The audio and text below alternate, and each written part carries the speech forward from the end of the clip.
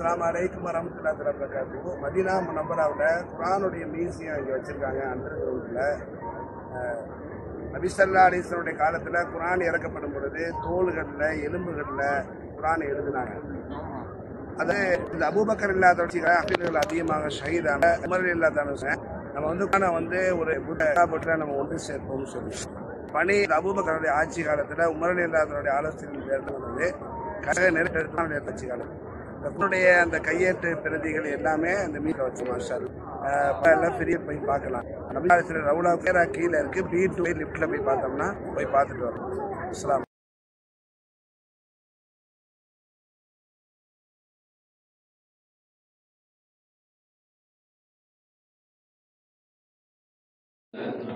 கண்ணியத்திற்குரியவர்களே, நபி ஸல்லல்லாஹு அலைஹி வஸல்லம் காலத்தில் குர்ஆன் இறக்கப்படும் பொழுது எலும்புகளில், பலகையில், தோலில் எழுதினாங்கன்னு சொல்லி நம்ம கேள்விப்பட்டிருப்போம்.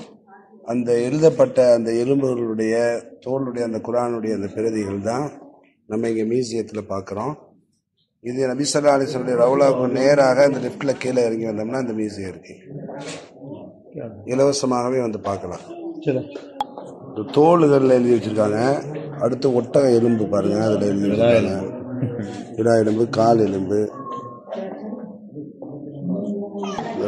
பலகையில பேரிச்ச மட்டையெல்லாம் குர்ஆன் எழுதி வச்சிருக்காங்க.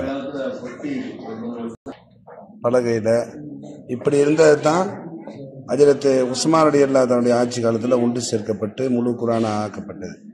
முதல்ல எழுதப்பட்ட குர்ஆனுடைய ஜெராக்ஸ் உஸ்மான் ரலியல்லாஹு தன்னுடைய காலத்தில் எழுதப்பட்ட அந்த குர்ஆனுடைய ஜெராக்ஸ் இது. இப்படி பலகையில், எலும்புகளில், தோள்களில் எழுதப்பட்டது தான் ஒன்று சேர்த்து முழு குர்ஆனை ஒன்று சேர்த்தாங்க. இதில் கையினால் எழுதப்பட்ட குர்ஆனுடைய பிரதிகள் நிறைய வச்சிருக்காங்க.